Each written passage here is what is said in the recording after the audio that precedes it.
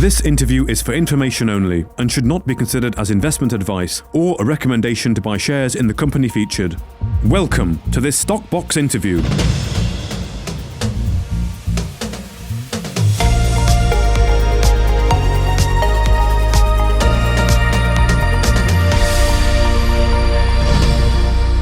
So let's crack on. So first of all, let's just make sure that Mike and Nick can hear us. So welcome to you both. If you could say a quick hello, tell us how you are. That'll make sure we all can hear each other. Yeah, good afternoon, everyone. Thank you for making the time. So this is Nick speaking, but thank you very much for making the time. We've had a number of questions through already, and yeah, hopefully it'll be an informative session. Good, thank you, Nick. I can see that Mike is there. Mike, if you are trying to say hello, you might have to unmute, but I can see you're there, so I'm sure you're listening. So let's crack on with the questions then. So I know there was an RNS this morning that came out, which might answer a few of the questions. But the first one I had was an update on the progress at Blue Mountain, of course, the project in Queensland. So I mean, I don't know, Nick or Mike, do you want to answer that? I know it was in the RNS this morning, but do you want to just in your own words say what the latest is on Blue Mountain? Yeah, that's probably the best answer, Mark. For those of you who have seen this morning's announcement, you'll know that we have a team on their way to Blue Mountain in Queensland at the moment. They will arrive actually ahead of schedule. They'll arrive before the 23rd to start work on the 23rd. Details are in the announcement, but there's two objectives. We'll be testing the modifications to the wash plant to make sure it's fully operational and as efficient as can be, and we'll also be doing a bit of follow-up to the ground to understand where the bedrock is and broadly make sure that when we get into mainstream trenching, we're trenching in the right place. Yeah, I think a simple. Sorry, I was a bit slow getting to answer that. So I think Nick filled the gap. So apologies. Look, I think the situation at Blue Mountain is, the work that we're conducting is to prove that we can improve how much we recover, how much we can produce, and how big the project could be. I think these are the questions that people have asked in the past, and this round of work is designed to sort of answer those questions.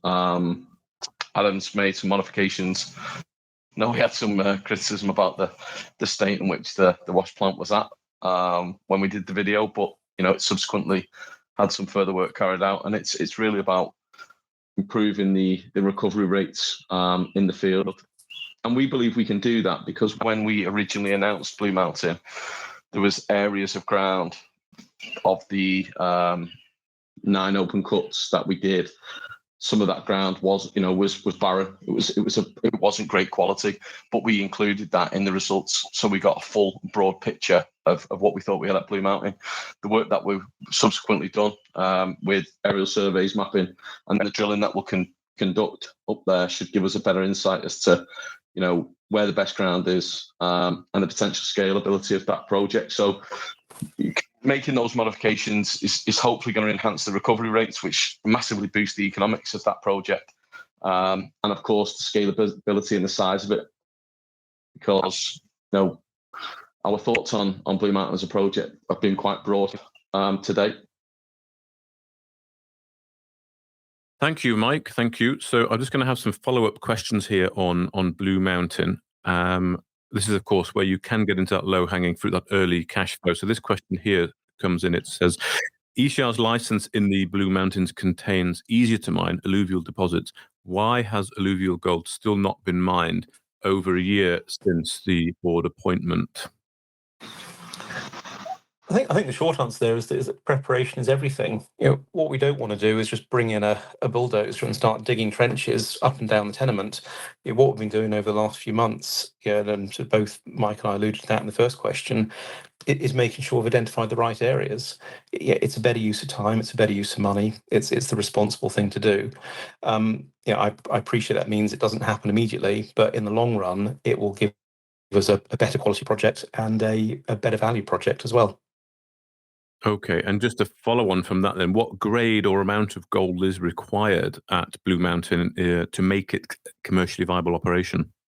Mark, the grade that we run a model around was was, I think, 0.6 grams a ton, and that's conducive with historical alluvial mining in that part of the world historically. As I say, we believe with the enhanced gold recovery and the report that we got from Gecko that we can improve on that quite considerably. But the model that we run was fair. I mean, I think based on some of the questions that have been asked and we anticipated to be asked, we've probably been a bit on the conservative side, and for good reason, albeit it seems like it's working against us at the moment. So the model that we've run was at 0.6 grams a ton. We believe that we can improve our efficiency in capturing more of the gold with the modifications that we've made.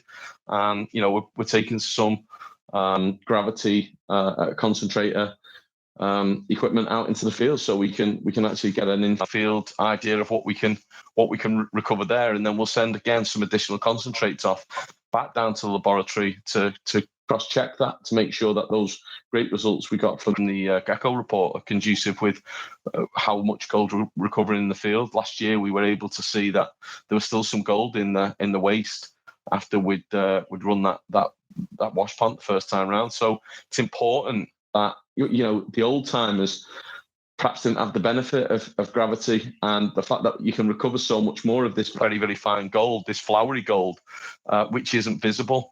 So the argument is that the old timers were able to produce around that part of Queensland at 0.5 gram gold and make money from it, but they never had the benefit of gravity separation. So arguably the old timers threw more gold away than they actually ever recovered. And that's a significant possibility for ECRs, is to be able to capture that. And if that's the case, then you'll see the economics in the project will be massively boosted from where we are today. So the model that we used is one that's consistent with the old timers, and it's the model that generated the $3.6 million a year, which we talked about at the start of this year. But we've got everything to play for in how much gold we're able to recover. Additional to that. Okay, thank you, Mike. So just moving on to talk about the other tenements, and again, this might have been covered in the RNS this morning, but just give us in your own words if you can. The current status of the Victoria tenements, particularly Baillieston and Creswick, any follow-up exploration planned? Well, first of all the tenements, Victoria and Queensland, are in good standing. So if that was sort of the first part of the question, everything is properly filed. A second point to make is that we will be putting out our interim results at some point during the course of next week. They're getting close to being finalised, and as we've done in previous years, our interims will include a run through of all of our projects in both parts of Australia. So there'll be a bit more information there. But Baillieston's obviously been a focus in the last couple of months. We've had a campaign there when we've looked to expand our knowledge of the antimony that we know is in the ground. We've had 3 of the 4 holes back so far, and the 4th is with the lab, and will hopefully not be too far behind. Creswick has not been an area of operation in the sort of very recent months, although it was a big area of focus last year. And I mean, I'm sure everyone's familiar with the announcements we put out regarding the findings at Davy Road and Cuboid Hill from the drilling campaigns there, and in particular the beginnings of what looks like to be a larger system of contiguous gold. But in terms of follow-up, we have an interest in all of our tenements. Naturally, as a small company, we have to make decisions, and the decision we've made is that the very near-term opportunity for ECR is Blue Mountain. That's where the primary focus is. We also have a job to do in Lulworth that was set out in this morning's announcement. So this is not to be read that we're ignoring what we've got in Victoria, but we have to manage our resources and manage our time. And just at the moment, it's Blue Mountain is the primary focus, followed by Lulworth. Okay, good. So does that mean there's another question here about a third party who had shown strong interest in Creswick and was perhaps awaiting drilling? Are you saying that that's not as the focus at the moment? Well, this was totally unsolicited. So sorry, Mike. You answer that one if you like. Yeah, look, I mean, I think one of the things that we found when we've been communicating with interested parties around the assets is there's a genuine belief that they would get a better valuation in Australia. And there've been, a variety of different conversations about the potential and possibility of doing something. I mean, those assets in Victoria had a top tier blue chip company interested when previous management were running the business. So there's never been any doubt over the potential viability of those projects. And if you actually look at some of the work that was done at the Ballaston Open pit, the same guys who opened the Ballaston Open pit went up to Fosterville, and then as we now know, with the benefit of time, is Fosterville became one of the biggest producing gold mines in that part of the world, right? So the synergies are there, and it's this narrow vein, quartz rock hosted gold, and some of these projects are able to produce 20 and 50 and 100,000 ounces and more, and others are producing hundreds of millions of dollars each year, as we know from the Fosterville project.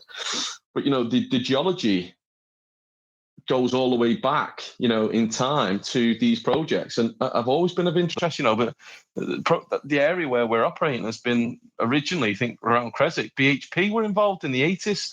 So, there's never been any doubt in our mind that the assets have got great possibility. The issue that these companies always face, small cap companies, is they don't always have huge access to capital.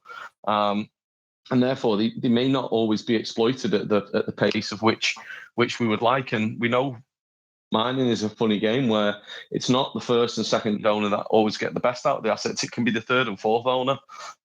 So for us, we have to stay agnostic and open-minded and say, if we had more money and a bigger team, would we be doing more drilling? And the argument, I think, is probably we would, but we don't. And we have to kind of shoot at, the ones that we think we can get in the net and capture and land, and that's where we're going to get value for our shareholders. But the Australians have got a very different view. So we have had people go out in the field. It's not just been, technical conversations. It's been site visits and a variety of things. But as a listed entity and a listed company, we're limited and governed by what we can say, because if we make a statement and then, of course, it goes against us, and we've seen that with the privilege of time.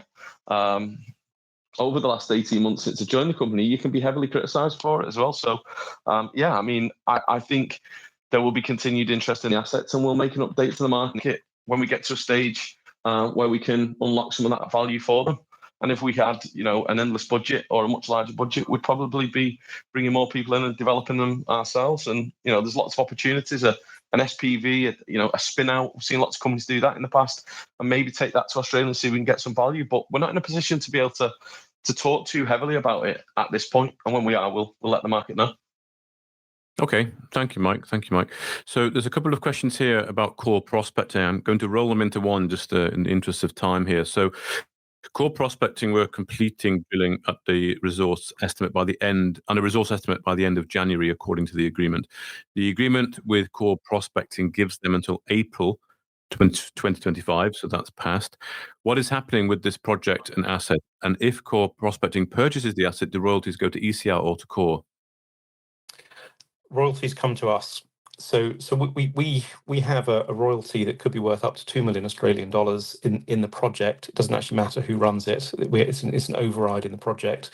So I know the questions about core prospecting, but if they pass it on or the current owners do something different, it makes no difference to us. We're still entitled to the royalty based on findings at the project. It's a passive royalty. We don't have to do anything. We're not actually entitled to any particular participation other than payment as and when the moment comes.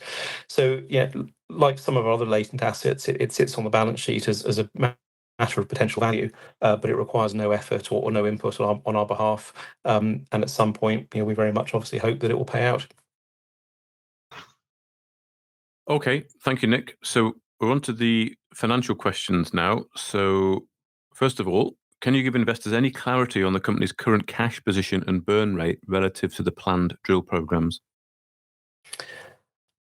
I mentioned earlier that we'll be announcing our interims during the course of next week, so there'll be more information there, obviously. But for the moment, what I would say is that we raised money at the tail end of last year in sort of late November. The substantial majority of the cash we raised at that point is still intact.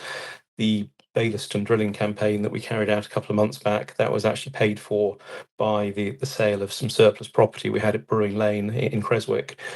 So in terms of our cash position, it sits very healthy. We're fully funded for everything we plan to do this year. And our burn rate, if anything, has come probably slightly under budget where we expect it to be. Okay, thank you. So we can wait those interims in the next week or so, as you mentioned. Are you exploring farm-ins, joint ventures, or strategic funding partnerships to help offset any exploration costs?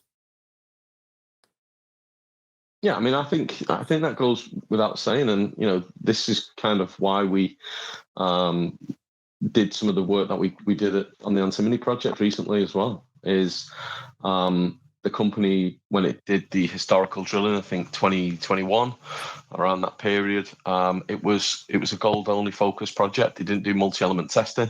That was a decision of previous management, and what we've learned over time is that within close proximity, 20 or 30 kilometers, there's an antimony gold project that's mine that's functioning commercially and economically. So why did we not look for antimony? And given the interest in it, and when I talked about this numerous times, but when I joined the company, I joined talking about antimony because I knew just how valuable it was and how much interest was in the area. So we went away and we sent off our best sort of 12 or 15 samples, so we didn't incur big costs, having done some portable XRF analysis, and we got the extraordinary grade, but it was quite isolated. It was kind of on its own.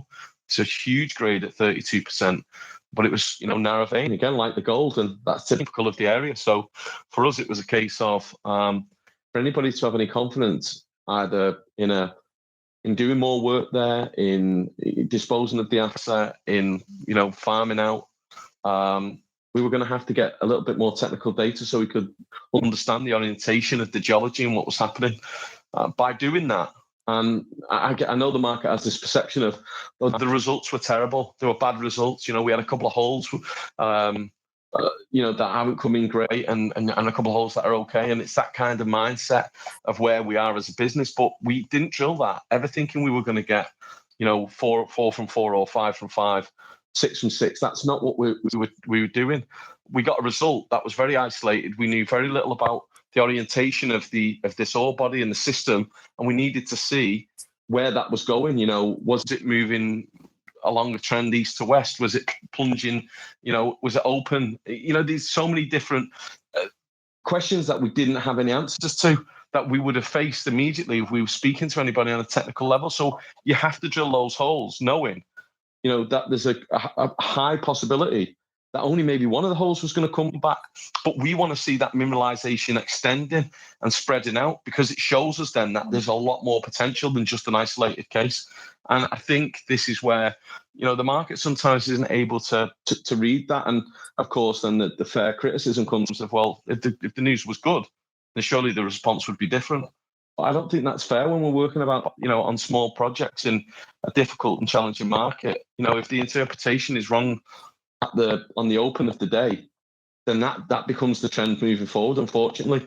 But we'd massively, again, I'm going into a long diatribe here, so I'll be quiet, but we've moved that project to a point now where we can hold a conversation about that asset, just as we can with, the Duke of Cornwall at Tambo, where, that's plunging down, and we had a couple of really nice hits down there. We said when we joined the company, we would investigate the assets because there were so many black spots within the business when we inherited it. And the fair thing to do, remember, Blue Mountain was the lowest ranked asset within the business.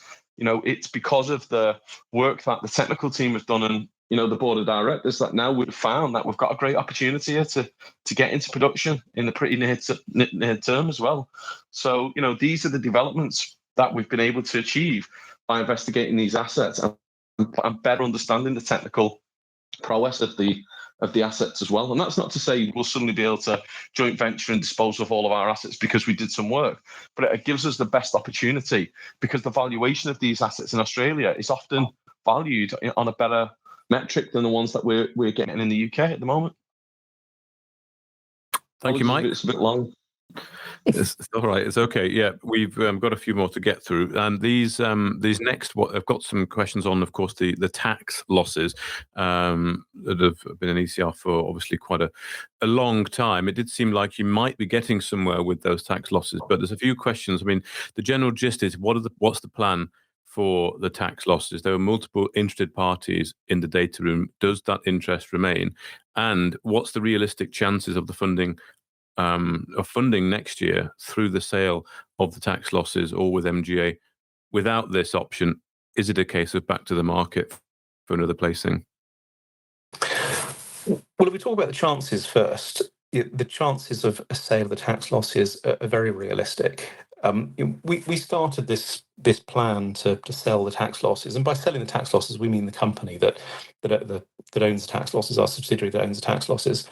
We started this plan a little under a year ago, and we were very quickly flattered by the amount of interest we received. Yeah, and I suppose you could say, well, there should be a lot of interest because, first of all, the number is big, it's 75 million. Secondly, the tax losses are spread over quite a wide period and several different Australian states and different commodities. I mean, as you observe, Mark, they do actually stretch back almost 20 years. So that gives us a better shot at finding a bigger audience. And that's been borne out by the people who came into the data room and, to pick up on one of the points you mentioned, are still in the data room. So we still have live interest. The same be true in the UK, but buying tax losses is a very specialist subject. What we're talking about is selling the company, but it only works for the buyer if they can utilise the tax losses. And in Australia, there's a number of tests, and broadly, it's going to relate to the buyer carrying out the same type of activity that was carried out by ECR when the tax losses were generated. So we've been pleased with the progress, but there have been some changes. As you mentioned, we did get quite close with one party. We chose to walk away from that party, and the reason we did was their interest in the tax losses was contingent on another transaction they were looking to do. And it's challenging enough to go into a tax loss sale, let alone add in a whole sort of third party into that mix. So it didn't make sense to carry that on live. I mean, that party may well come back. Other parties have also shown interest, but also there's some in-house competition. One of the things that has changed since we started the tax loss idea, or the idea of selling the tax losses, is Blue Mountain has become a much faster project than we anticipated originally. And this comes back to the work that Gecko did for us back in the autumn of last year, and Mike's already touched on it in terms of the recoverability of gold. We now have to consider whether it's worth using those tax losses internally. And just to put some numbers on it, it was disclosed previously that we were thinking of selling the tax losses for $4.5 million at the tail end of last year or early this year. Utilising the tax losses inside ECR would be worth at least $18 million to us. Now, that's not instant. That's over a period of time. Clearly, we have to generate $18 million worth of profit. But you can see that we don't have to go that far into Blue Mountain in order to get value for the tax losses. So, I'm at risk now of talking too long as well, but we're genuinely open-minded. If a good offer comes, we will analyse it and consider whether it meets our commercial objectives and is deliverable on time. Equally, we're going to carry on with Blue Mountain. That's our priority. And that is a very obvious near-term use for those tax losses as well. So we're actually sort of blessed with two interesting opportunities at the moment. I think we've kind of missed the key point here as well, is when we joined the company and we first sort of started to analyse these tax losses, we were told by lots of people who had previous interest in the company, very respected and highly regarded individuals saying, no, you're not going to be able to sell them. They're not transferable. You can't do this. You can't do that. It was a major step forward when we were able to demonstrate and illustrate clearly that was a possibility. And then to get the interest in what is quite a complex situation and be able to, and quite a lot of it, I might add. I think it's just credit to the kind of work that we've tried and the culture that we're trying to portray here. And sometimes that suddenly gets forgotten because it's like, well, you didn't sell the tax losses. You failed. Well, when we joined the company, the tax losses weren't saleable or transferable, and many people before us had tried or never bothered.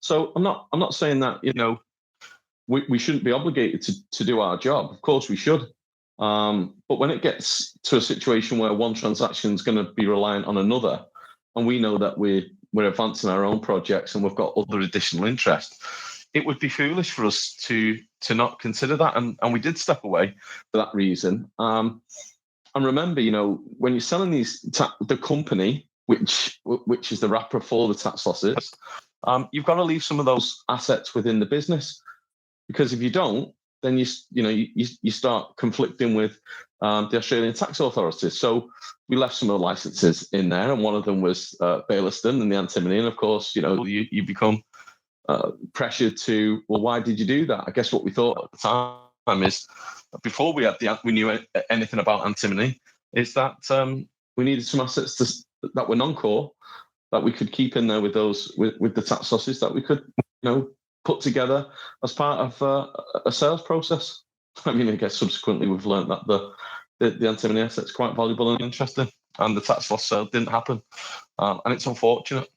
But I just wanted to put some context in there, because I think Nick's great at giving very direct answers, and sometimes we lose that little bit of context. Thank you, Mike, for that. We do need to move on the questions. I do just want to confirm on the tax losses, though. I think personally it would be pretty good if you could utilise them internally. It would be much better for the company, of course, if you can get to that profitability. But are you still actively marking it, or is it more just a passive thing at the moment? And it's sounding to me like it's unlikely there's going to be any sale that will fund effectively ECR. I don't know if I'm fair enough in saying that. We work with a group called Argonaut in Perth. So the tax losses, or the company that owns the tax losses, is still available on their advertising portal. So yes, the process is still active. Yeah. Going back to your earlier question about what's the likelihood, this is a sort of a time specific arrangement. Tax losses might be of no value to someone this year, but might be of high value to them next year, simply because their business has changed. We're a case in point. This time last year, we didn't think we had any immediate use for the tax losses. Now we think actually we could, and as you point out yourself, the value to ECR internally could be far greater than selling the tax losses, and that's going to be the position with our buyers. And what we've found with buyers is they've come in and out of the data room, come in and out of the process, essentially testing the losses against their own business plan, and what might not be right in June could suddenly be right in September. So it can change very, very quickly, and that's what we found with Octo in the tail end of last year and the beginning of this year. Okay, so as you say, it can change quickly. There's nothing, you don't know effectively what might happen and when. But I think you mentioned earlier, you are funded for your current activities, aren't you? To take you through. Yeah, we are fully funded for everything we intend to do in 2025. I'm at risk of giving another long answer here, so I'll try and be really, really quick. But the model that we run was based on, I think, 25 tons an hour on a wash plant. If we bring Adam's out in the field, we've talked about in the RNS today, he's going up to Gladstone, he's going to view a larger scale wash plant for the project. That's got capacity for 60 tons. If the scalability is there and we can deliver a bigger project, the revenues are going to be boosted significantly. Therefore, then the decision on what we do with tax losses is going to be impacted. So it's very difficult to put a hardline response to everything, Mark, when there's information that we're doing the work now to get some of the answers, and as those circumstances change, if the economics of the project change aggressively, the tax losses are far more beneficial to us internally than they would be to dispose of them. Likewise, if it swung the other way, then you might consider changing tack a little bit. Does that make sense? Yeah, thank you, Mike. So I'm going to move on because we're already at 8:30 here. We're getting on some questions now about remuneration, salary. It's a fairly long question. I mean, the crux of it is, well, I'll tell you what, I'll just read it because I'm not entirely sure. But I mean, so Nick's supposed increase in workload. Upon joining, he was being paid £22,500 per quarter in shares and £12,000 in cash. But from October 24, as stated in the annual report, Nick's cash remuneration was increased to £36,000 per annum on the 1st of October and to £60,000 on the 1st of January 2025, reflecting his additional time commitments to the company. There's no change to the quarterly payments in equity. How much extra work is Nick now putting in, seeing he's also CEO of Mendel Helium? Same goes for Mike. And why did Andrew Scott also get a pay increase of 50%? A cynic might argue that they joined the company with a narrative of being wholly shareholder-focused, taking just a modest salary relative to other executives and almost entirely in shares, but then within a very short time quietly boosted that salary by 50%, with all of the difference being the cash that the company is in short supply of. So it's not really a question there, I guess, but it's, I don't know. You obviously heard me say that. You've seen this come in. What's your comment on it? It's always hard to talk about a person's salary without sounding a bit defensive, but I'll give it a go. When we joined the company, when Mike and I joined the company, we were paid £1,000 a month, and as the question rightly says, £22,500 in shares every quarter. That didn't change for over a year. It's only in the last few months, or this financial year, that we've made any changes to our salary. Again, process the defensive part. The total salaries in ECR are lower now than they were when Mike and I joined, and that includes our increase. The reason there's an increase is that we both took on quite a lot more additional work than we originally expected to. I mean, that was more or less immediate, and it built up over time. There have been some challenges in the company that we've had to address. It's always a bit grubby to point fingers at previous management, but there were perhaps, if I say, a few things that were not quite done to the way we thought they should be done. But more importantly, we've considerably increased the activity in the company, so there has been quite a lot more work, or hours committed, than there perhaps might have been envisaged at the beginning. Again, I'm probably sort of sounding ever slightly defensive, but we have run the company very cautiously and very conservatively, and we've continued to have a dominance of shares as part of our remuneration. That's not going to change anytime soon. The same applies to Andrew.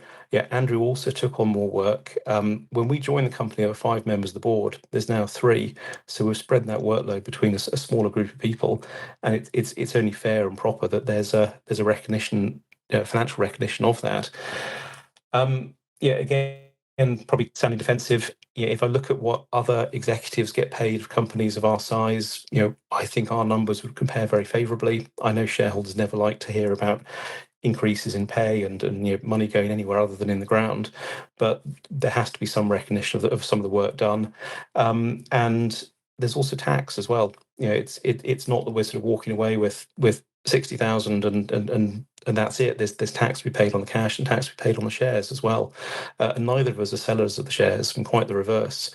I think I can speak for Mike as well in saying that we are very, very optimistic about this company's prospects. And I mean, directors rarely sell anyway, but frankly, even if I could, I wouldn't. I think there's an awful lot more to come.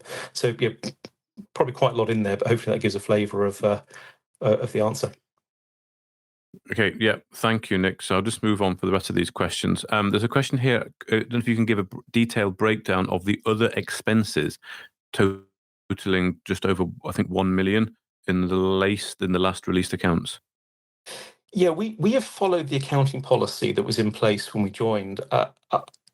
I'm not going to promise we'll do this for the current financial year, but I would like to change it, because at the moment, and as the person who asked this question has rightly pointed out, at the moment we put all of our costs into expenses or into admin expenses, and there isn't a breakdown. But to give you an idea, more than 2/3 of that was spending on the projects and spending on the tenements. There's a modest amount that relates to advisors, and we've just covered salaries and costs.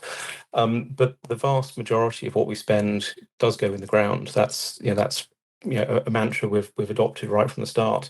But it's a fair question, and I think the accounting policy needs to be looked at to be a little bit more transparent. And what that transparency would show is that, I say, more than 2/3 is spent in the ground. Okay, in order thank you. In order to be transparent, the company had the likes of Adam Jones at the time, who agreed to accept some of his remuneration in shares.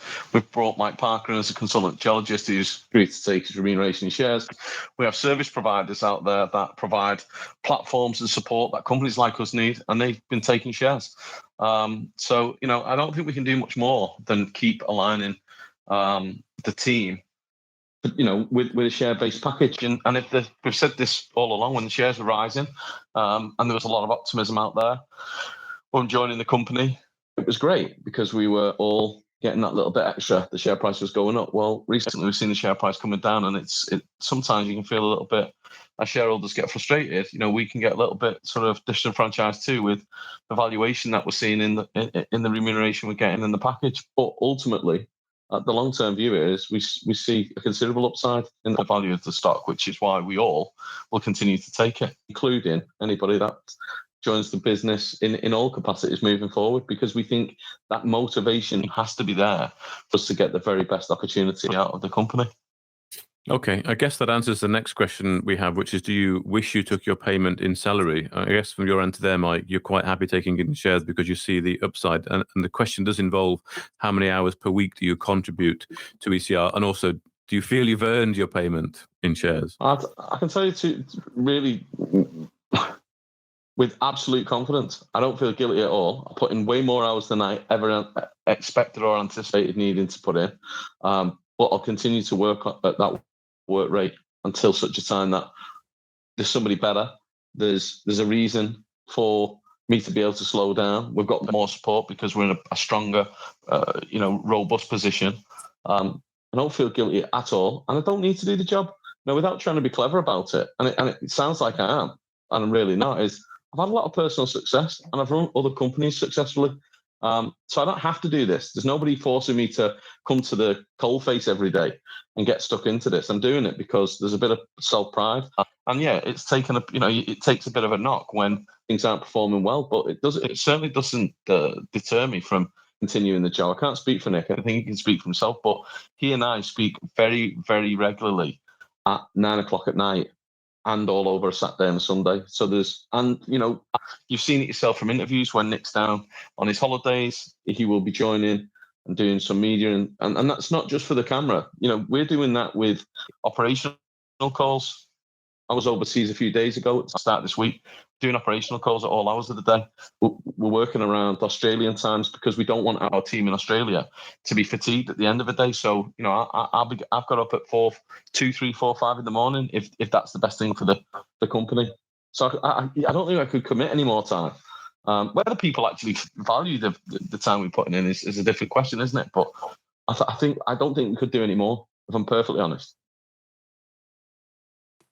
Okay, thank you, Mike. Nick, did you want to say anything, or happy to? I mean, I'll just endorse what Mike has said. I mean, I don't keep a timesheet of what I do every week, but I can say that I spend a meaningful part of every day on ECR, and Mike is right. I wish it was different, but I can't actually think of a weekend where the two of us haven't spoken. Probably more than once. And yeah, I can't think of a week where we haven't done an early morning call or a late night call to, as Mike says, fit in with Australian hours.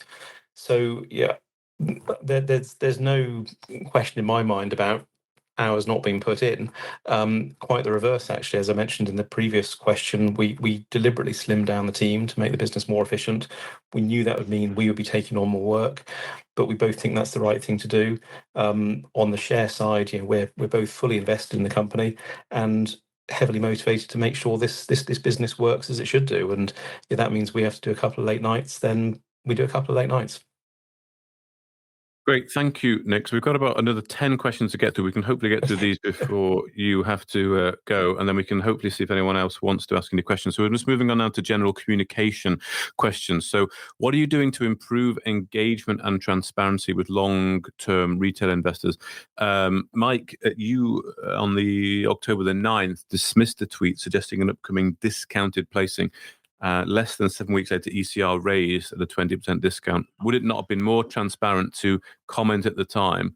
Do you feel your conduct on social media is professional, befitting of someone in a position at ECR? Yeah, and we covered this at the time. So, I mean, you can. How many times am I going to try and beat somebody with the stick? I mean, the reality is would I have made that tweet in hindsight? Absolutely not. Would I make those comments? Absolutely not. But at the time, the company had no intention to raise funds. And in actual fact, just as a reminder and to create some context, is we were offered money 3 times and refused it before we accepted the funding that was put on the table. And the reason we accepted the funding that was put on the table is it was considerably more than previous offers that had come to the company, and it allowed us to be able to advance the project in a way that we wouldn't have been able to by taking funds from anywhere else. So at that point in time, There was no intention to raise any more cash. We didn't need to raise any more cash. But when we were offered, a sum of money which was considerable, and I think people remind me that it was a 20% discount, but that was in a market when companies were doing 30, 50, and 70. I've seen 90% discounts on fundraisers. So given where we were, a volume-weighted average over that trading month, we actually raised money at a level which was probably beyond the VWAP.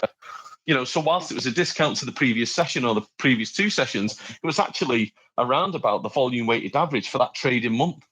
So it was a decent sum of money. It's what's allowed us to be able to advance Blue Mountain to the stage that we're getting to and where we hope to go with it.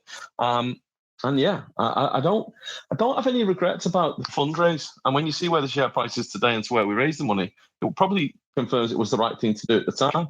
I know it's always frustrating. I think I had a conversation with a guy, and we can talk about this later. So we've got 9 more questions, but the short answer is we need money to be able to take projects forward. The company doesn't generate any revenue, and it didn't when we joined. Wasn't in a great position. We came in, we started from at day one, and I'm pretty proud about how far we've taken the company. I acknowledge the share price and where we are today. Don't feel great about it, and I understand that people are able to say that you said something 7 weeks earlier. I mean, I think if we're all honest about it, we've all made statements about life. With absolute intentions, but with the passage of time, sometimes those statements can be quite misleading and easy to manipulate if you look back on them. If I'd have known that we were going to raise money in the future, if I'd have known that we were going to do it at a level where there would be a discount and it could disenfranchise shareholders, and I was being, disingenuous, then fair enough. That's a fair comment, but that's simply not the facts. Okay, thanks, Mike. Just a very quick follow-on. This is a question that came in as well. Do you accept that investor trust may have been damaged because of that, and how can you look to rebuild that? I mean, I suppose that's down to interpretation again, isn't it, Mark? So investor confidence comes when everything's going great, and share prices can continue to rise in companies when perhaps it's way beyond where the company is actually performing. We've seen quite a change in the tide in small cap markets over the last couple of weeks, let alone the last couple of months. We've seen a big improvement, and there's a lot of confidence out there that wasn't there a month or two ago. And likewise, things work the other way. So people get overcut. That's the cycles of investing, and I can see that. The recent performance in the stock price, not the advancement of the company, has got people feeling, pretty down about it, and I do acknowledge that. Do people think you're a liar when you're proven to be a liar 7 weeks after the event of a tweet and having said no 3 times to funding because the terms were not the right terms for investors and shareholders? But as which Nick and I are, but we're also directors of a business, and we have a great responsibility as directors of a business to make tough decisions, and that was a tough decision. But it was the right decision because it's a decision that allows us to take our projects forward and to become a revenue-generating business, which is what needs to happen. The company's been established for 19 years. Nick and I have been here 19 months. The company's never made any money. It needs to. Small cap companies need to generate revenue. You got to make tough decisions. Mm-hmm. You're right. It has been a tough market for the last few years. It does seem to be that something's been turning in the last few months. That's for sure. Just as you mentioned there, so it's 19 months since you and Nick joined the company. There's a question here that was asking about what do you feel you've achieved since joining the company? Judge me in 12 months. As a reference, you probably must have said that at some point in an interview with me. Maybe I can't remember which one. But what do you feel? It sounds very political, doesn't it? I think we've achieved a lot. I mean, there's things behind the scenes that would maybe only be apparent to someone who sort of goes through the back end of the accounts or the fine tooth comb. But there's a lot we've done to improve the efficiency and improve the operation of the company. But what really counts is the projects. And the standout one we've already spoken about is Blue Mountain. Mike has said this company's almost 20 years old. It's never generated any revenue. We are in sight of a project that can go into production and can be very meaningfully revenue generating. And that is the work we're doing next week and over the next couple of weeks to refine that model. So that is, I think, the single biggest achievement. But there have been advances on all of the tenements. So we said when we joined, we were going to systematically go through the portfolio and make sure it was being properly worked. And that's what we've done. Some holes are good, some holes are average, some holes don't really produce anything. But what we've proved across across those 19 months, it might even be 20 months actually, but across those 19 months is that we have been very determined, relentless even, in making sure that we have examined all of the projects, and we are very, very close to that initial success of revenue generation in Blue Mountain. Okay, thank you, Nick. Very direct question now. At what point will you walk away from ECR? I've never walked away from anything. I don't think there's a point where I'm just going to say enough's enough. I'm leaving. That's not how it goes. But Mike alluded to it earlier. There will come a point where we've got this company in a position where the right thing to do is to hand over to a different team. I don't think that point is coming anytime in the very near future. But I think there is a time where companies evolve, and you bring in different members of the team, and those different members of the team evolve into new roles, and maybe eventually into management roles. But for me, this is a job only part done. It's a job. Going back to one of the earlier questions, it's a job that was bigger than I think maybe both of us. I mean, certainly I anticipated at the outset, but it's a job that we're pleased about. I know the share price has not been great of late, but in terms of what we've covered on the ground, it's going in the right direction. I won't repeat what I said about Blue Mountain a moment ago, but we've generated opportunities that didn't exist a couple of years ago, and if we can fulfill those opportunities, we have a very interesting company on our hands. Okay, thank you. I'm happy to pick up on these questions again. So if there's anybody sitting there thinking, I wanted to hear a response from Mike, or there's something else that I'm not quite happy with, I'll stick around after Nick's got to go, and we'll answer those particular points. But ultimately, when we inherited the company, they were doing a transaction on an asset up at Hurricane in Queensland. They'd abandoned Victoria. They'd done no work at Tambo. They didn't have any knowledge of the antimony potential sitting in at Bayleston, and they'd done some remedial work at Lulworth. They'd made an acquisition of Blue Mountain and done absolutely nothing to progress that particular asset. So that's what we inherited, with no money in the bank. Well, limited cash in the bank in order to just about keep the listing alive. That's what we inherited. What we have today is a project that all of the projects we've investigated, we've started to be able to introduce people to the concept of potentially doing a transaction around Cresset. Whether that happens or doesn't remains to be seen. We've gone out there and identified that there's antimony, and we've done some drilling, which, again, part of the fundraise that we did, that we got a lot of criticism for, has allowed us to have the budget to put the drill in the ground and look and see an extension of mineralization within that system that's at work. We've put Blue Mountain front and centre to the project, and where I don't think Nick gets enough credit, because he's perhaps not always visible, is in the back room of it. Companies have massive costs for legal fees, which we don't have because of Nick's training. Companies have massive costs for accounting businesses that are invoicing companies, which we don't have because of a lot of the work that Nick puts in and the company's current accountant. And I think that really gets overlooked. So, it's very easy to look at something and say, well, 6 months ago you said this, but let's remember what we started with. And it was a company that unfortunately didn't have any money, that was looking to do a transaction up in Queensland for $6.4 million, I believe, from memory. And the company had a market cap which was way below that. So it would have been a reverse takeover. It couldn't have afforded it. And therefore, the company would have been suspended pending funding to be able to complete a reverse takeover on an asset, which I don't believe was that great. Okay, thank you, Mike. So it's just got two questions on sort of marketing and PR. Then we've got just the final few. So hopefully we can get through them before Nick does have to go. So the questions here on the sort of the PR. So can you share which PR companies ECR have on the payroll? It helps shareholders to understand the motive of some and take a balanced approach when they suggest. It's a really simple answer. We don't have a PR company. What we have is we have a network because of the media training and background that Andrew Scott comes from, some of the work that I've done and the contacts that we've got that help out with media support, investor relations.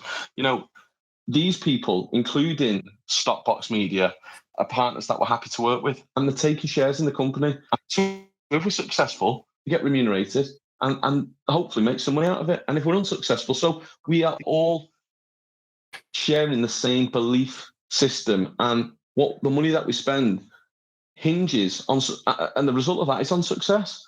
And that's how it should be. We don't have an out-and-out PR company. I mean, do we need one? Would be my question. Yeah, I don't know. I'm not sure. Ask Elon Musk. He tweets what he wants, doesn't he? Without without worrying about what happens to the share price. I'll tell you what, if we had a conventional PR company, you'd probably get a lot less engagement, and some people might say that's a good thing. But at the same time, I can tell you from PR companies that we deal with, they're a pain to deal with, because they have their certain narrative they want to get out, and it's always very positive. So yeah, I would suggest you're possibly right, that you would be a bit more restricted in what you can say. I think that covers that then. So basically, no PR companies are. Mark, I know, but like you say, as an investor, one of the complaints I used to have is can't get to speak to directors. And look, not everybody's nice and kind to you, and I we've got thick skin. But we definitely believe, as a public company, that the general public and investors should get access to us, and we should be able to answer as many questions as possible, because it was always a big complaint historically. I don't think sometimes, and this isn't related to ECR, but just a general comment, people don't actually realise how lucky they are to be able to get hold of the information that's publicly available and to be able to access the people that are in positions of power. It really does help when making investment decisions, I believe, if you put the time in. Good. Thank you, Mike. So let's just move on to value creation. So long-term plan for ECR's most promising assets. What is the long-term plan? Production or sale? Well, in Blue Mountain, it's absolutely production.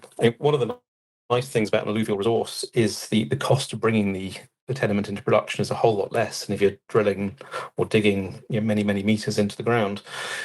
Small companies often struggle with the capital cost of big projects, but what we have in Blue Mountain is a very shallow resource, a very accessible resource, and it's well within our capabilities. As for the other assets, I mean, let's see how we go. But hopefully we're given the impression today and over the last few months that we're pretty hands-on, and we're not going to let anything go without very careful consideration. But we are mindful of opportunities and collaboration opportunities that could exist. So we're not adverse to working with other people, but the near-term opportunity is Blue Mountain, and this one we can do on our own. Excellent. Okay, good. I'm seeing a few questions coming in. I know someone had the hand up, but I do see quite a few questions coming about ECR Digital. So, and here another one's just going, what are your plans for ECR in the crypto space? How long have you been working on these plans? I think this is fresh today, isn't it? I don't even know much about it myself. It's new information. We incorporated a new subsidiary yesterday called ECR Digital. There's obviously been a lot of chat and a lot of excitement in the market over the last month or so about digital currencies. Let's just link it back to Blue Mountain. We have a project that in the foreseeable future could be generating quite meaningful amounts of revenue. We published some illustrations back in February of this year. Mike referred to them earlier on in the conversation. Those illustrations could be improved by an improving gold price. It also could be improved by a number of things. It's the right thing to do to make sure that we are at the forefront of treasury and financial management processes, and so we are exploring what can be done in the digital currency market. I'm going to sort of stop short of saying we're setting up a treasury function, because we're not there yet. But I guess you can infer that having set up that company yesterday, we are quite advanced in our thinking in terms of what we'd like to do. I mean, that's probably sort of as far as I can go just at the moment, but it's an interesting area for a number of people for obvious reasons, and it would be remiss of us not to be examining how we can make it work for ECR. Well, we've got a pretty broad network here. We know plenty of the people that are being extremely successful in that space, and I genuinely believe that Bitcoin Treasury is a positive way forward for companies to hold some of the treasury position. We know that we're moving into a production story, and we're going to generate revenue. when we're in a position to talk in detail about this, we will do. And we understand when people pick up on the changes that we're making, they want answers today. But, we work in a governed and regulated environment. I think Nick's been generous with the information that he shared today. Yeah, you are in a regulated environment, and I could tell that Nick was, being careful about what he said. That is, of course, fresh news today, but he's very much right that it's very hot at the minute, isn't it?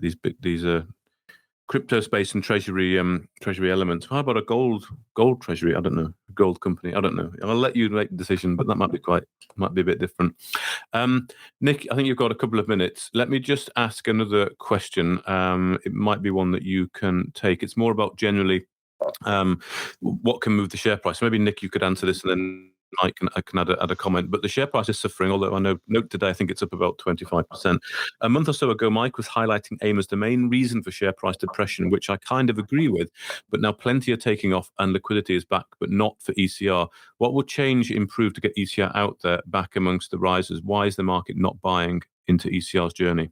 I suppose it's a good day to answer that question, given we've had a good day on the market ourselves. But I can be a bit old-fashioned at these things. Our business front and center is to explore and mine for gold. So as that exploration and that mining plan improves and delivers fruit, we would expect the share price to respond. And I keep talking about Blue Mountain. I feel a bit repetitive. I do it simply because it's the nearest term opportunity. But a number of shareholders outside of this forum have said to us, Blue Mountain is a fascinating opportunity. It's a very deliverable opportunity. It's one you should focus on. I could not agree more. This is what we need to be doing in terms of our priority. And I think, and you may be seeing a little bit of that today, with news that we're back on, or we will be back on site at Blue Mountain next week. We will be perfecting our plans to bring that project into production over the next few weeks. That's got people talking. And that I think more than anything is where we're going to be concentrating over the next period. But I don't want people to lose sight of the fact that one of the huge advantages of ECR is that we have a very extensive portfolio, and a very extensive portfolio of interesting opportunities. When we're done in Blue Mountain, the team's going to go on up to Lulworth. Lulworth, by landmass, is our far and away our single biggest asset. The surface exploration we've done over the past couple of years has been extremely promising, and the right thing to do is to carry out a drilling campaign there. And I'm stating the obvious here, but success in that campaign, I hope and expect, would have an impact on the share price. Just as I expect success in other parts of the business would do the same. So we're going to carry on as we are. We're going to carry on pushing Blue Mountain forward as fast as we can. We're going to carry on developing the other tenements, and as we hopefully generate some successful results, I would be disappointed that didn't feed its way through to the share price.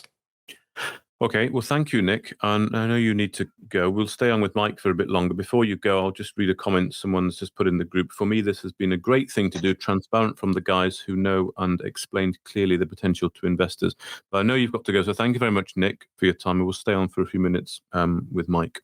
Can I just say one last thing, Mark? It's just to pick up on something that was said a little while ago. I mean, first of all, thank you to the person who said that. I'm pleased it was useful.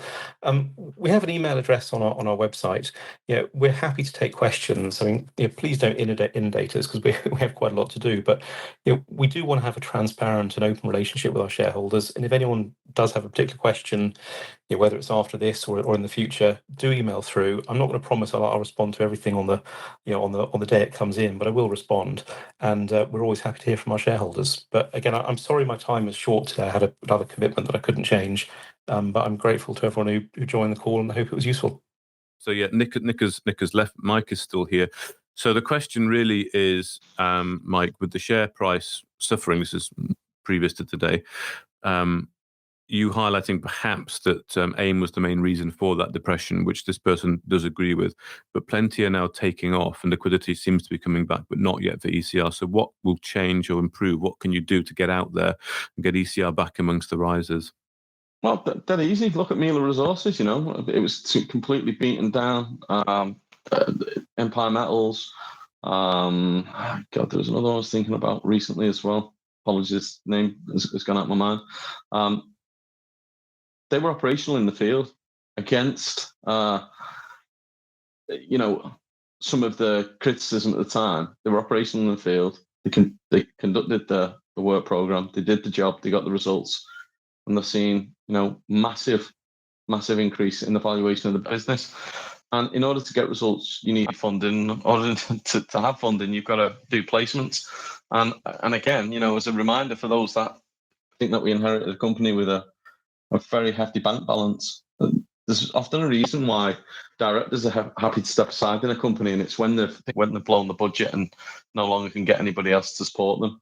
We've been able to raise money at a premium each time that we've raised money, and we've been able to raise more money and an increased amount, which has allowed us to have a lot more flexibility, aside from the disposals of land packages that we probably as a company should never have had, or drilling rigs that were completely ineffective. So I think it's going to boil down to results, and it's going to boil down to some diversity, looking at other alternatives and other options, whether that be a digital pathway forward, whether it be disposing of accumulated tax losses, as we discussed, whether it's looking at an inventory of a business like I did on the first day from joining ECR and said, look, these haven't got a lot of cash and they're in a pretty sticky situation, but I'm confident that I can sell a drilling rig. That drilling rig's brand new. And whilst it's not a rig that people are familiar with in that part of Australia, I'm still confident that I can sell it. So let's move it on and release some cash from it, so we don't have to go and blow the knees out of shareholders. But it really boils down to sentiment, and I think the sentiment has been deeply impacted. And as that changes with some positive results, and by being as holistic as we can be as two people, with Nick and I, supported by Andrew, I'm confident that we can get back on a straight trajectory and really start moving things forward. Okay, thank you, Mike. Well, thank you for staying on for a few minutes longer as well, just to cover these last questions. If anyone does have any questions, do please just type them in the main group or put your hand up and you can ask Mike live. There is another question I see that's come in. Any update on the Conda Paringa license application? Yeah, Conda Paringa. So there's certain areas that fall under like First Nation, Indigenous type. What's the phrase? Banner. They come in a wrapper with this attached to it. So the likes of Blue Mountain it's privately owned. The landowner, Nick, shares the same name as the chairman. Is extremely pragmatic and supportive of the project. We don't have any First Nation Indigenous claim against that land package. So therefore, taking things forward a lot easier, much more straightforward, and things can advance quite quickly. With Conda Paringa, it's quite notorious. It's got a big Aboriginal population up there, and as part of the elders and the communities, First Nation communities within that region, there are certain things that we have to be respectful of, and that might be historical burial sites, or it might be a number of other things. So there's consultation continually with these people, and we go through that through our tenement manager, Amet, which Australian companies are obliged to have, and they come back to us and say, look, will you employ some local workforce? Of course we will. We'll have some work that needs to be conducted. We can work with them. Are we prepared to make a contribution for each? I think it's 120 square kilometres, and around that was the approximate license application area. So, will you make a contribution to the community? And a figure's put on that, and we've had a figure already, and then we're guided by tenement managers and our peers in the area who say, look, we don't want to get into an aggressive bartering system where we just pay a fee, and then the next application that goes in there, the fees just keep escalating out of control. So we're guided on what's fair and what's reasonable and unreasonable. And we've had a figure, and we've sort of said, look, we think that's a little bit unreasonable, and this is what we've been suggested to offer, and that's kind of the process that we've got through. I'm pretty confident that now we're there or thereabouts, and there'll be some communication with the locals over the coming weeks, and I have no reason to believe that Conda Paringa won't be awarded. And let's get asset that the company wanted to do, Hurricane, that they were going to pay millions of dollars for, is directly adjacent to Condapringa, which sits nicely in a corridor between the Hodgkinson goldfield, which was quite prolific, 1880s, 90s, that sort of period of time, and of course the Hurricane asset. So, it'll be a nice piece of ground to get. There'll be work to be done at some point, and we're not, nobody has had anybody's arm up the back in order to go and overpay for it. And yeah, it's taken a bit of time, but that's the unfortunate reality of certain packages, land packages, which exist in Australia. As I say, Blue Mountain, much easier opportunity. But, particularly around Lulworth, we've not run into many situations where we've not been able to get out there, do some trenching, do drilling. We're going to drill a number of our assets up there in the coming sort of days and weeks, and we've not run into any issues whatsoever. And as Nick said earlier on, by size, it's pretty large. I think we're talking hundreds and hundreds of square miles, which is quite underdeveloped at this point. So should we get some good results, we're going to have a heck of a lot of ground to go at, and we've already had some promising results from the work that we've done up there. Okay, Mike, thank you. I do see a couple of other questions that have come in. Maybe this person joined a bit later. We did discuss Blue Mountain, but the question is, when do you expect revenues? But you probably can't comment on that, I'd have thought. No, I think, look, it's recording, and I feel like we should, give them the benefit of the recording, and they can listen to the comprehensive response that we've given on that. Revenues and production are what this company has been starved of for its entire life since inception, and we understand the importance of it. As a business, we use the model that would generate $3.6 million a year of revenue, using the gold price of $2,700 and a production of 25 tons an hour. We're looking at a rig. Adam will be on site. A meeting with a seller of the equipment who's coming in from Cairns next week as well, in between us setting up and getting washing bay dirt at Blue Mountain, as we said we would. And I kind of lost me a little way with the question there, but that produces 60 tons per hour. So if we've got enough feed, we can significantly ramp up the amount that we process, which will in turn ramp up the value of the revenue that we generate on a monthly and annual basis. If we can increase the recovery rates, which we're confident of with the changes that we've been making, and in these enhanced gold recovery methods using a gravity concentrator, that will boost the economics. Utilizing our own tax losses of at least $18 million boost the economics. So improved recovery, improved increase in production. It leaves us with one elephant in the room, and that's scalability. Now, how big can this really be? Well, we've got a drill rig going up to Lulworth anyway. You're passing, so let's put you out there and let's see what we can learn about that too. So we've got a lot ahead of us. It's a very busy period. We've got a lot of cash in the bank, Mark. As Nick said earlier on, a lot more than people have been estimating as well. Okay. Two questions I see coming. One's just coming on Blue Mountain, so I'll get to that one as soon as we're talking about it. If I may, how do you see the licensing progress developing at Blue Mountain? Do you need to move to a full ML before the initial 1,000? Yeah, look, licensing is everything. I mean, under advanced exploration, with the permission of the Geological Department and Authority, we can produce a amount of material. Then you've got options to go to small scale mining, which has got some limitations. You can only operate over a smaller area. You don't need these impact assessments and resource reports and estimates. And that's how your mom and pop operator, who might be operating 5,000, 10,000 ounces or less, they progress, because they use a smaller equipment in a smaller area, which reduces the potential for any environmental impact and stuff like that. You go into a larger scale operation, then you've got to go through a slightly different licensing application process. But we're looking at a larger scale production plant here, and we'll need a bigger area to work over. So the company is obviously heading in that direction. Adam's presenting up at Charters Towers. There's going to be representation up there.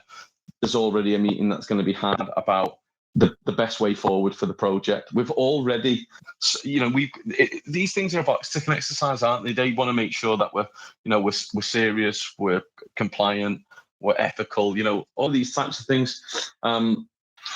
Our recovery method was enhanced dramatically using gravity, whereas other methods of extraction could be through acid and solvent, leaching type processes. We know that Queensland as a state are looking to move away from that sort of black energy economy. So, then they're conscious of their carbon footprint. So we built and put a model together where we addressed a lot of these things in order to expedite and accelerate that process to get us to the finishing line.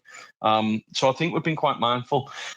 The fact that we don't have the complications, the First Nations, because the landowner is fully supporting the project to the point where when we're out in the field up there and we're washing pay dirt, that they're using their own equipment. They're bringing in heavy machinery and heavy excavators. We don't need to hire people in. They've got their own equipment and they're working with us on the project. Big advocates of it. So that's going to help with the whole processing side.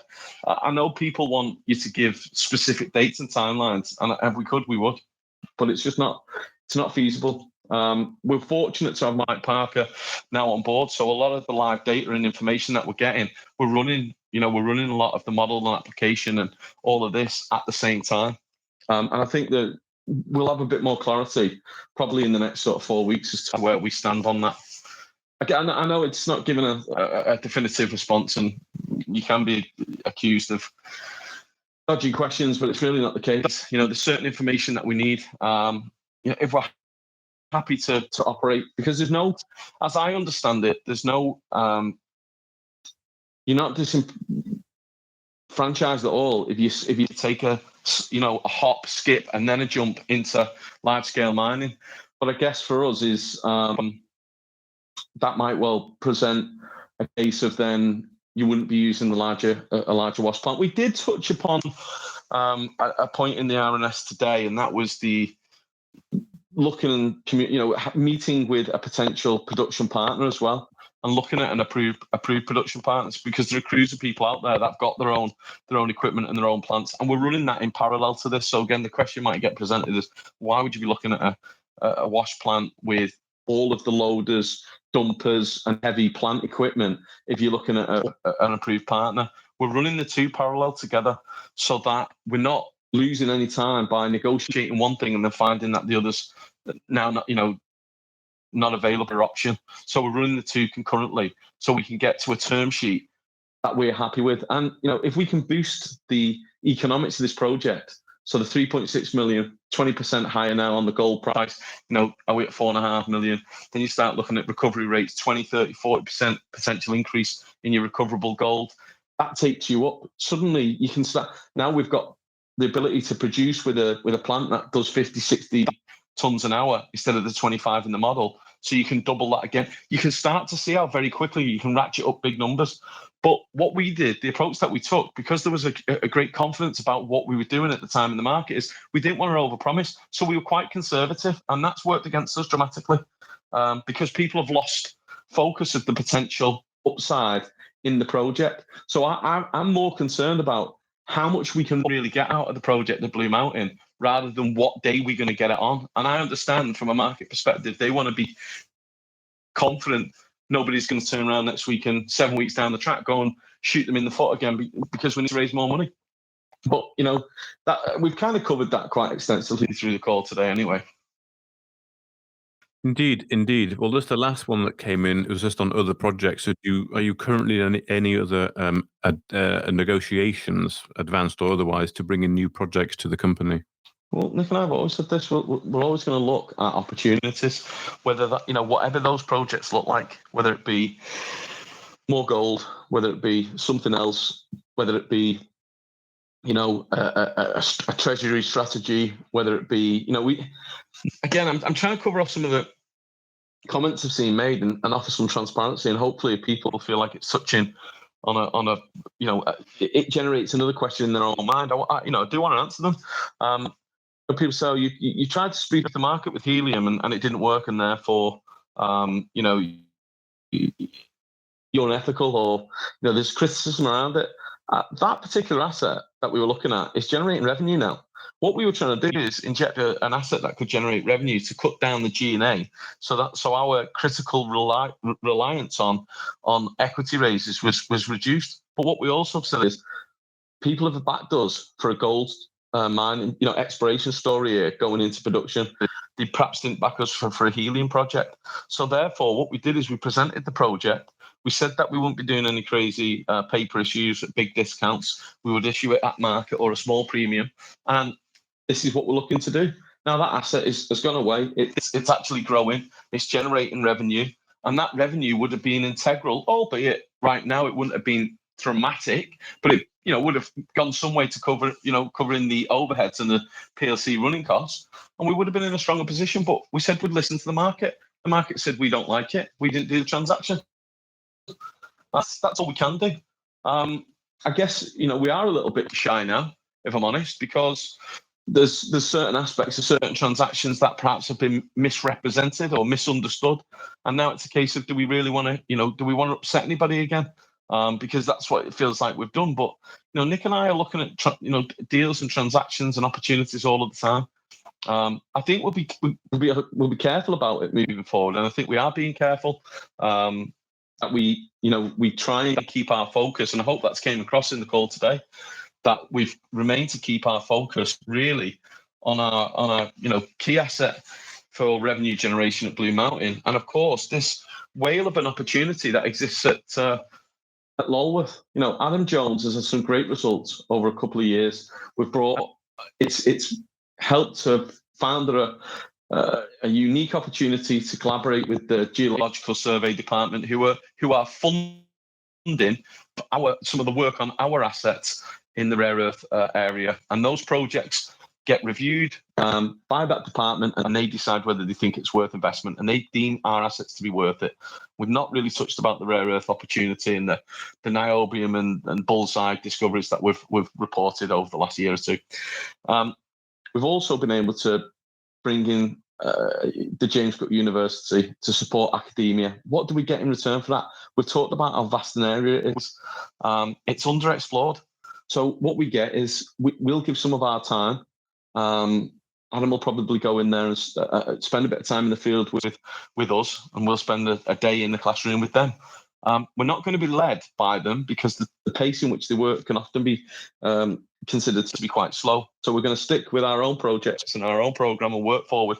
But while these guys are out there and they're doing the research and work, they'll be sharing some of that data with us, which is much needed, because as a junior company with limited funds, they might well be doing work in an area that we've not yet got to.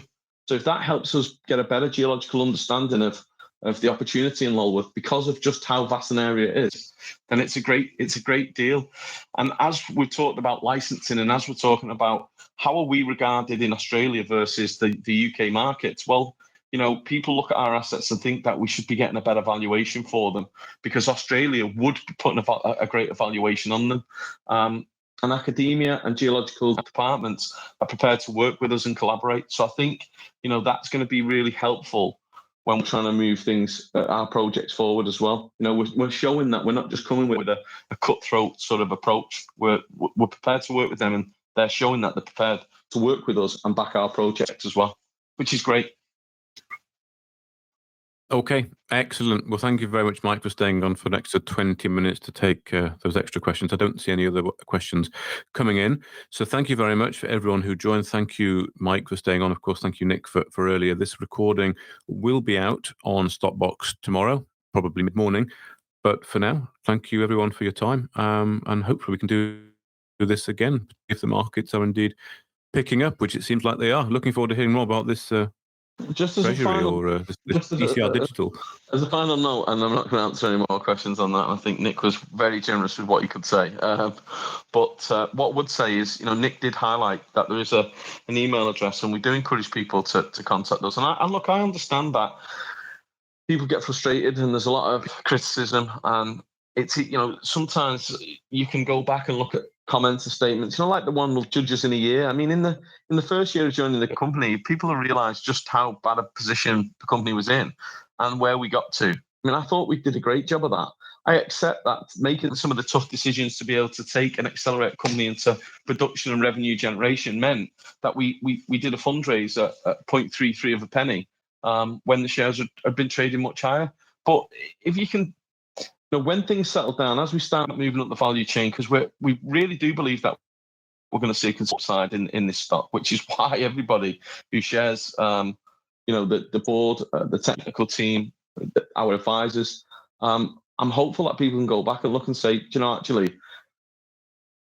over that month where the shares are traded up, the volume weighted average was actually around about 0.32 or 0.34, and to get a raise away at 0.33 to take you into a production and revenue story it was a decision that was tough, wasn't taken lightly, and sentiment has really beaten us up.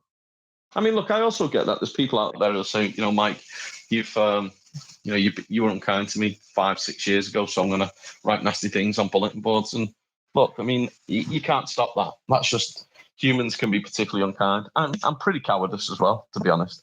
But, we're thick-skinned, and we're approaching this in the most professional manner. And we're really, want to make ourselves open, even if there's criticism, to the investment community as possible. So thanks for your guys staying on as long as you have. Thanks again to you, Mark, for giving me the opportunity, and Nick. And please reach out if there's anything we can do. We'll endeavour to do that. Thanks. Well, thank you very much, Mike. And again, thank you for listening. We'll end it there for tonight. Okay, cheers, mate. If you enjoyed this interview, then give us a thumbs up, a like or a retweet. Subscribe to us on YouTube or follow us on Twitter, and hit that notification bell to be the first to know when we release new content. There's loads of great content on our website too, across all our programs at stopboxmedia.com. Thank you for watching.